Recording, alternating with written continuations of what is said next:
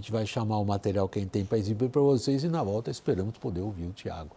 Nas eleições americanas, Donald Trump tenta melhorar a imagem dele entre mulheres e latinos. Kamala Harris está fazendo uma ofensiva muito grande em relação ao público masculino negro. Ela falou hoje com a emissora que apoia Trump nos Estados Unidos, reportagem de Mariana Giangiacomo. À noite, Kamala Harris participou de uma entrevista na Fox News, maior rede de TV conservadora, na busca pelos votos dos eleitores de direita. Horas antes, fez um comício ao lado de republicanos que deixaram de apoiar o ex-presidente. Harris chamou a atenção do público para a quantidade de conselheiros de Trump que se voltaram contra o ex-chefe. O comício foi realizado na Pensilvânia, o estado pêndulo em que as pesquisas indicam um dos empates mais apertados entre os dois candidatos. Harris também tenta reverter o apoio que negros, principalmente homens, passaram a dar para Donald Trump. No Michigan, a vice-presidente apareceu num famoso programa de rádio americano popular entre jovens negros. Harris também tenta reverter o mal-estar causado por declarações do ex-presidente Barack Obama. Durante um ato de campanha em Pittsburgh nos últimos dias, Obama disse que eleitores negros não votam em Kamala porque não se sentem confortáveis com a ideia de ter uma presidente mulher e buscam desculpas para votar em Donald Trump. I think that where Obama failed to understand is that most black men are not voting for Kamala because of her race. They're voting based on policies. Donald Trump, por sua vez, busca os votos dos latinos, entre os quais, segundo as pesquisas, Kamala tem vantagem. Em um evento promovido pela Univision Notícias nesta quarta, na Flórida, o republicano evitou responder diretamente às perguntas da plateia e focou nos ataques aos imigrantes ilegais. Trump também tenta melhorar sua imagem entre o eleitorado feminino. Em encontro voltado às mulheres, na última terça-feira, falou sobre direitos reprodutivos e aborto, temas espinhosos para o ex-presidente, que buscam um meio termo para agradar ao mesmo tempo o eleitorado mais conservador e o mais moderado. Tiago, eu cobri várias eleições americanas, depois queria ver o Lorival também. Eu não me lembro de uma tão disputada até esse momento, quer dizer, com características tão próximas a essa de empate. E o uso da palavra agora, sobretudo a imprensa toda americana, fala de vibes. Quer dizer, tem uma vibe que antigamente a gente dizia momento político, que parece favorecer um.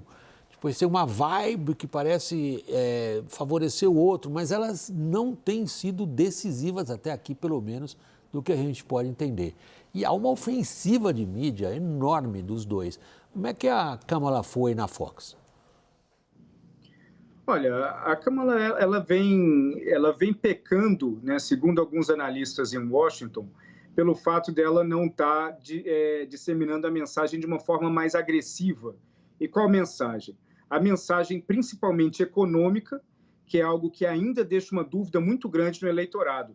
O pessoal sabe a posição dela em relação aos direitos reprodutivos das mulheres, o pessoal sabe o ponto de vista dela em relação à imigração, que ela teve que se defender várias vezes de várias acusações do Trump. Agora, do ponto de vista econômico, ela vem falhando em entregar parte da mensagem. Mas um ponto também que é muito importante é que tanto a equipe da Kamala quanto a equipe do Trump, eles estão ficando ansiosos com a chegada da eleição e o fato de que nenhum dos dois conseguiu desgarrar nos estados, ou pelo menos em algum dos estados estratégicos. E a Kamala Harris, ela está sentindo isso e acaba tendo uma postura um pouco mais repetitiva, que já não tem o mesmo impacto de sedução no eleitor novo, como teve logo depois que o Biden saiu da disputa. Vibe, exatamente esse ponto que o Tiago estava trazendo agora, Lorival. Quer dizer, há uma vibe a favor da Câmara quando ela substitui o Biden, tem a convenção democrata, a novidade dela se espelha nessa mobilização, dinamismo da campanha democrata e a vibe começa a virar para o Trump? Eu acho que houve uma melhora na campanha do Trump, eu acho que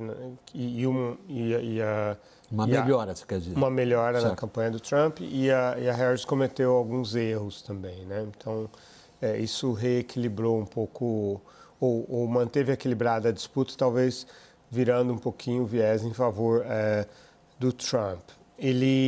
Essa coisa da imigração realmente teve um impacto positivo para ele, né? E ele tem feito esforços no sentido de de endereçar os eleitorados, né, as bases eleitorais que lhe fazem mais falta, né?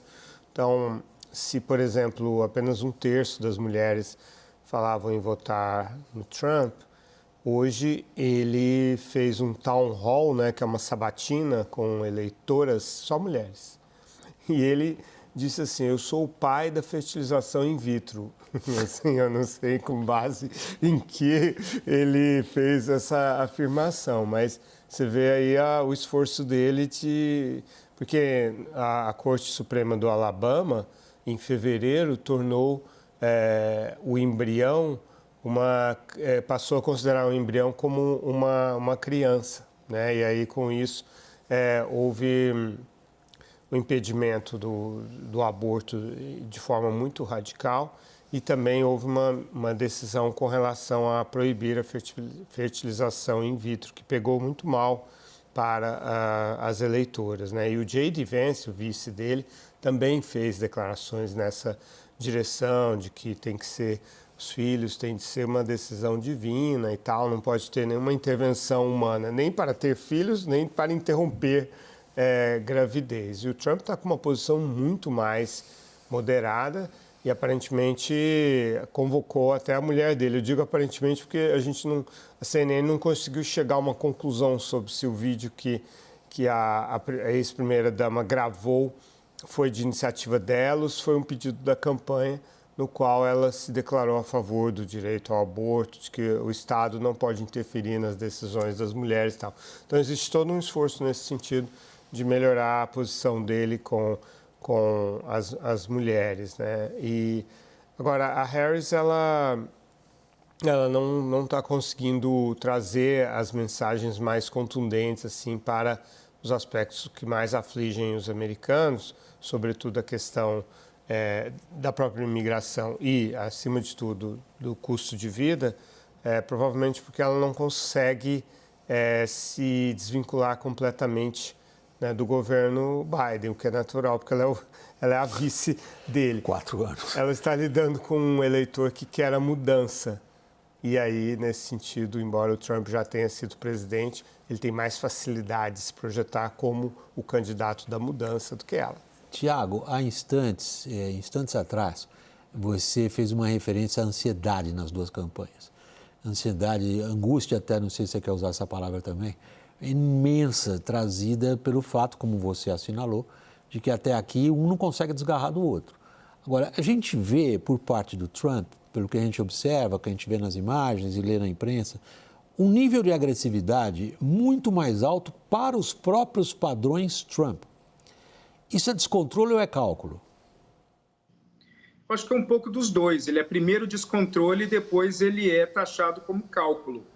O Trump ele é o mestre de remodular suas falas após o fato ter sido concluído.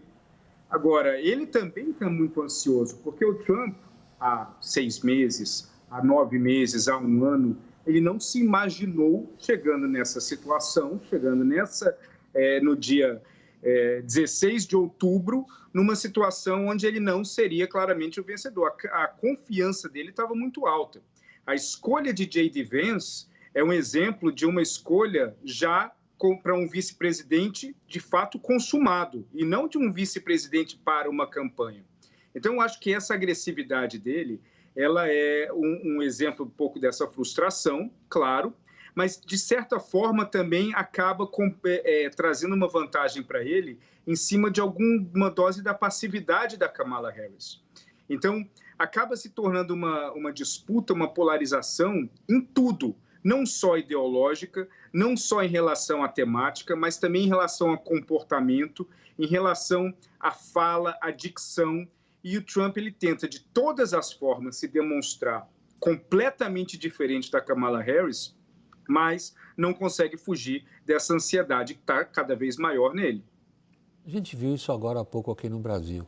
Evidentemente que eu não estou fazendo um paralelo direto entre as duas situações, as situações de tensão pré-eleitoral nos Estados Unidos ou aqui. Eu estou chamando a atenção para uma característica moderna das lutas político-eleitorais, que a gente viu também recentemente na Europa, em países bem diversos, países do sul da Europa, países do leste da Europa, mesmo em outros que têm uma tradição política mais acomodada, como da Alemanha, agora recentemente. É o fato de que escândalo não pega, qualquer coisa que o candidato diga que antigamente teria parecido absolutamente inaceitável, não tem problema, e tudo passa. Algo que o Financial Times hoje qualificou em relação a americanos, perderam qualquer senso de vergonha. É verdade, né? Acho que a política identitária, né? A guerra cultural mudou muito as dinâmicas, né? Das disputas eleitorais. E de fato, eu vou repetir a palavra fato, os fatos têm uma importância menor do que aí vou usar uma palavra super desgastada, do que as narrativas, né? Do que as linhas de criação, né? de identidades, de identificações. Isso se tornou bem mais importante.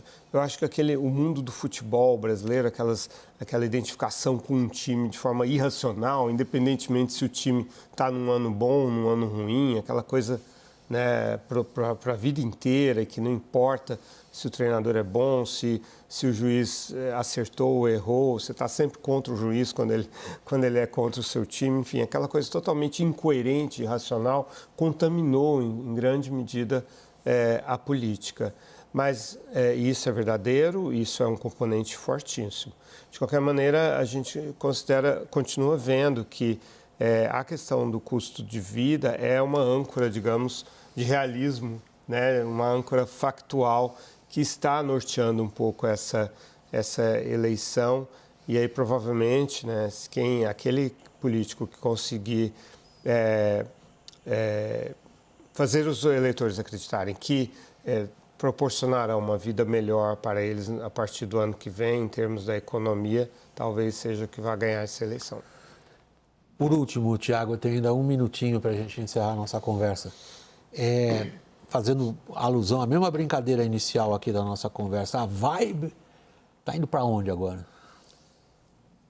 Olha, a vibe, de fato, ela está um pouco mais direcionada no Trump. O Trump ele tem um poder absoluto de lidar bem, de dominar a fantasia, colocando pitadas de realidade nela. E isso faz com que, nesse momento da campanha, onde, de fato, não só os candidatos estão cansados, mas todo mundo está cansado por conta dessa indefinição, dessa dificuldade que está tendo em chegar na linha final, ela está hoje a favor do Trump. Mas a velocidade no qual ela muda é tão rápida, porque o volume de coisas ditas, o volume de equívocos, o volume de desânimo, o volume de reviravoltas nessa eleição ela é tão alta que eu imagino que até o final da campanha isso pode mudar de lado mais 2 ou 3 vezes. Então, hoje a vibe está com Trump. Tá, agora, justamente pelo fato da vibe estar com Trump, isso vai motivar uma mudança de comportamento na Kamala Harris. E essa mudança de comportamento pode deixar a disputa um pouco mais equiparada e mais equilibrada entre os dois lados. Tiago de Aragão, CEO da Arco Advice International, sociólogo, analista político. Muito obrigado a você hoje em San Diego pela participação. Boa noite, Tiago. Boa noite, grande abraço. Lorival, sempre ótimo ter você a bordo conosco aqui. Obrigado, boa noite. Boa noite. Essa edição do WW fica por aqui. Boa noite.